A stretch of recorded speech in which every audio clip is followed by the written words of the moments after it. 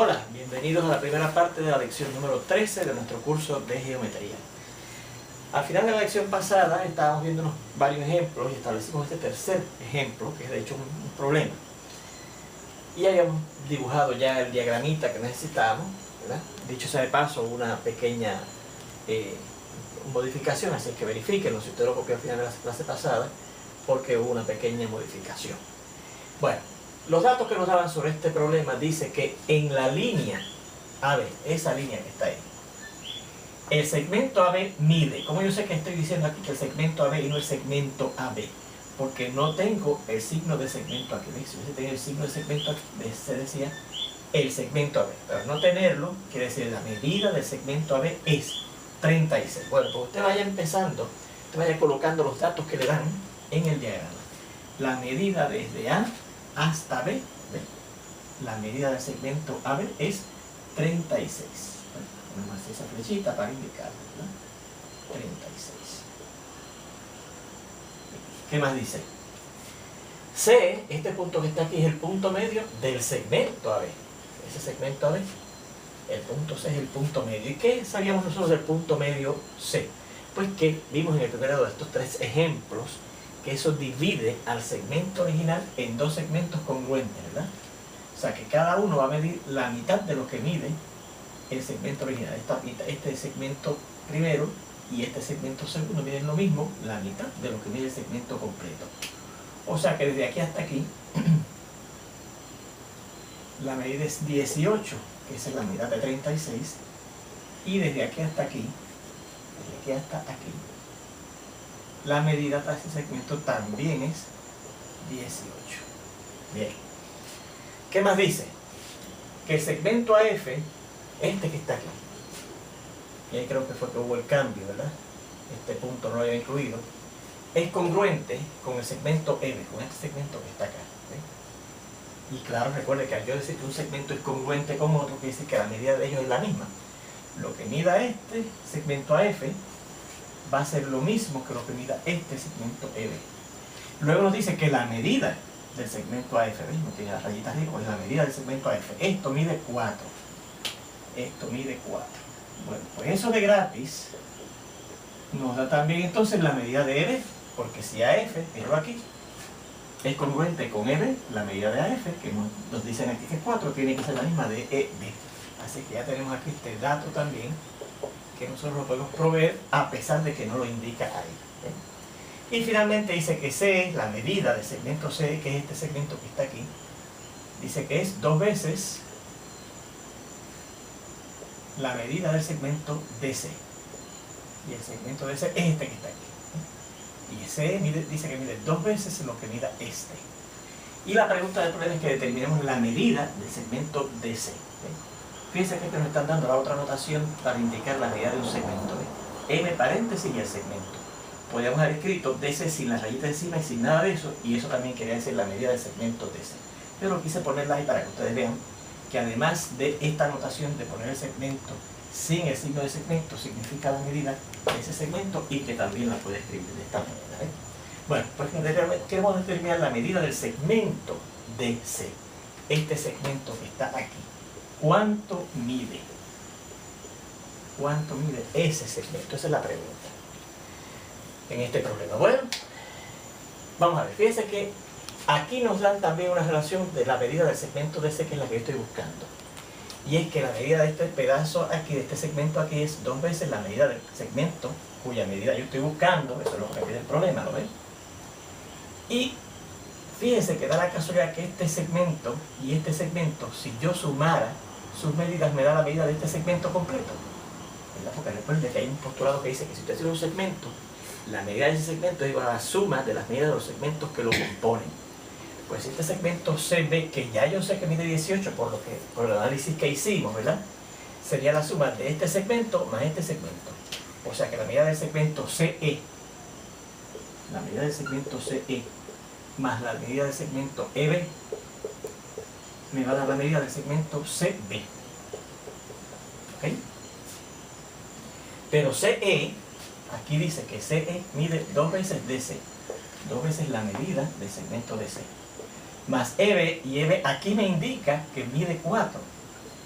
y dice que eso es igual a la medida de CB, y aquí me dice que el segmento CB mide, míralo aquí, de aquí a aquí, 18. Pues fíjense que ahí tenemos entonces una ecuación. Al yo establecer esta relación tenemos una ecuación condicional, donde la incógnita, lo que no conocemos, es la medida del segmento DC, y eso es precisamente lo que yo quiero buscar. Pues si yo resuelvo esa ecuación simple, ¿verdad?, por esa incógnita, eso es como si fuera una X, obtendremos cuánto mide DC, y eso es lo que queremos. Bueno, ¿cómo usted resolvía ese tipo de ecuación en el álgebra elemental? Primeramente dejaba la incógnita, que en este caso es la medida del segmento DC, sola, digamos, en el lado izquierdo de la ecuación, ¿ve? Y para yo dejar ese término que contiene a mi incógnita, que es la medida del lado del segmento DC, solo en el lado izquierdo, tengo que transponer este término 4 al lado derecho. Así que sería el 18 que está en el lado derecho, y al transponer el 4 al lado derecho pasa, en vez de más, menos 4. O sea que 2 veces la medida del segmento DC es 18 menos 4, 14. Y ahora finalmente, para yo dejar la medida del segmento DC, que es la que yo intereso buscar, solo dividimos aquí entre 2. Y por la ley de división de las igualdades, que también la estudiamos en el álgebra elemental, también tengo que dividir en el lado derecho entre 2. En el lado izquierdo, por lo que conocimos en el álgebra elemental con el principio fundamental de fracciones, el 2 cancela y me queda la medida del segmento DC, y acá 14 dividido entre 2 es 7. Así es que esa es la medida del segmento DC, y eso era lo que interesábamos. ¿Cuánto medía el segmento DC? Y ahí tenemos la solución del problema. Fíjense que este problemita es definitivamente típico de lo que es la geometría. Que recuerde que lo que persigue es tomar medidas. Eso es lo que significa geometría, medidas de tierra, medidas en general. Pues ahí tiene usted cómo yo busqué la medida de este segmento. ¿Sí? Bien, bueno, pues vamos entonces a ver ahora la definición de un concepto muy importante en la geometría del plano, que es la siguiente, lo que indica esta definición que vamos a presentar aquí ahora.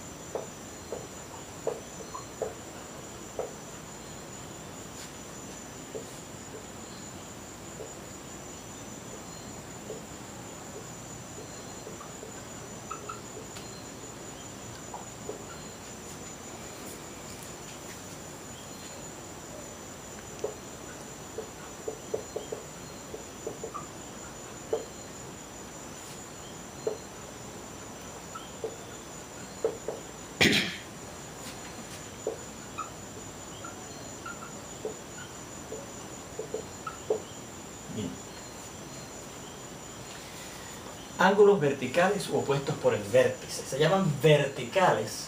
Esa palabra verticales no sale que esté en sentido vertical o horizontal, ¿verdad?, sino que sale de, que son opuestos del vértice, por el vértice, ¿no?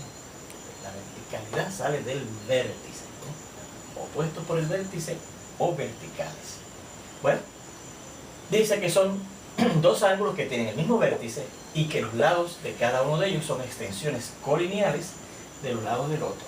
Vamos a ver ejemplos.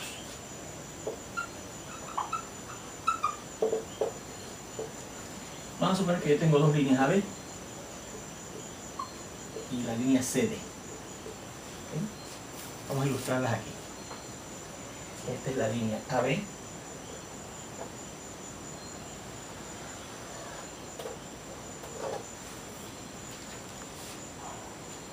esta es la línea CD.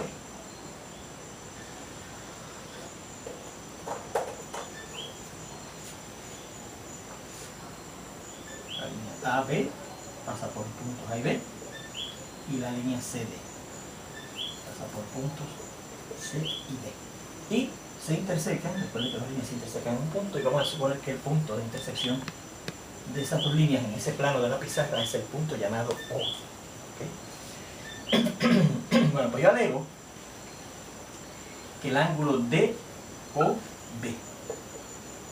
es opuesto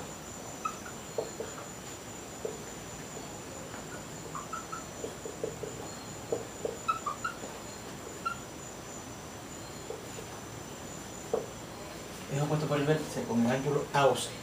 Este ángulo, el DOB, es opuesto por el vértice con el AOC. Vamos a ver si es verdad que eso es así, viendo que cumple con las condiciones que impone la definición de ángulos verticales o opuestos por el vértice. Primeramente dice que tienen que tener el mismo vértice. Y en el mismo nombre yo lo noto, mire. El vértice de este ángulo, que recuerde que al usted escribir un ángulo de esa manera, el punto que ve en el medio corresponde al vértice, es el mismo en los dos. Y lo podemos ver en el diagrama.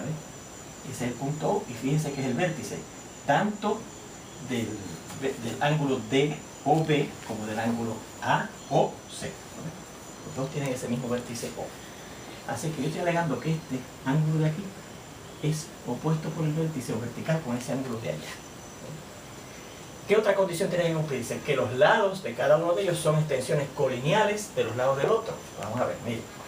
Este lado OD del ángulo DOB es una extensión colineal, están en la misma línea, fíjense que CD es una línea, ¿no? Aquí lo dice, de este lado OC del otro ángulo, ¿no? Este lado de aquí es una extensión colineal, yo sé que es colineal porque CD es una línea recta, lo dice aquí, de este lado CO del ángulo AOC, y el otro lado de este ángulo de OB, que es el OB, es una extensión colineal también, porque fíjense que AB es, aquí dice que es una línea recta, del lado AO del ángulo AOC, que está al otro lado. ¿Ves? Bueno, pues fíjense la característica que usted nota en los ángulos verticales u opuestos por el vértice. No son como este y este, que serían adyacentes, ¿se acuerdan? Porque fíjense que son dos ángulos que tienen el mismo lado, el mismo ángulo, vértice, perdón, y tienen un lado en común entre ellos, ¿ves?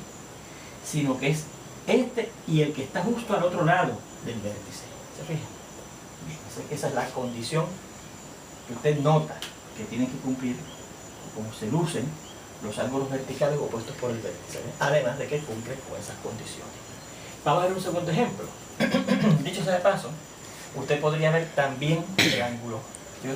Yo definitivamente verifiqué aquí que el ángulo DOB y el ángulo AOC son verticales, pero también podríamos haber visto, haciendo el mismo análisis, que el ángulo AOD, este que está aquí arriba, es opuesto por el vértice con el ángulo COB, este que está aquí abajo. ¿Okay? Vamos a ver este segundo ejemplo.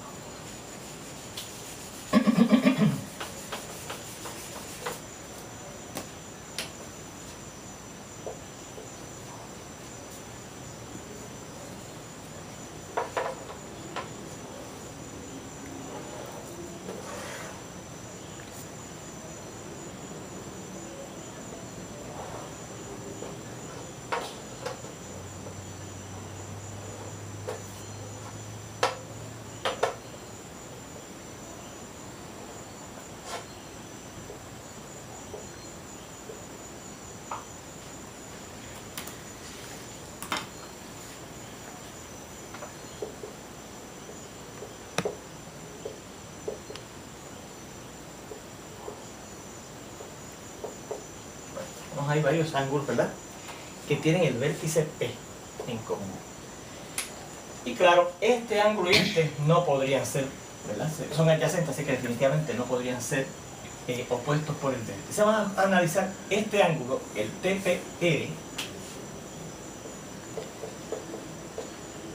y el ángulo QPS, ¿ves? Que en cierta forma están al otro lado cada uno del vértice que es P. Pues yo digo que no son verticales.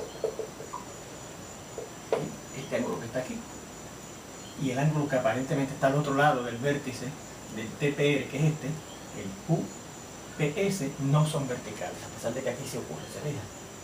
La razón es que a pesar de que sí tienen el mismo vértice, el lado de este, por ejemplo, de este ángulo TPR, no es extensión colineal de este lado. Porque fíjense que aquí claramente estos dos rayos no son colineales, ¿ves? Y este lado del ángulo QPS no es una extensión colineal con este rayo PR, porque fíjense que estos dos rayos no forman entre ellos una línea recta, ¿ves? Así que definitivamente, a pesar de que pudieran dar la impresión de que son opuestos por el vértice, no lo son. ¿Okay? Bueno, pues seguimos con esto en la segunda parte de esta lección. Nos vemos entonces.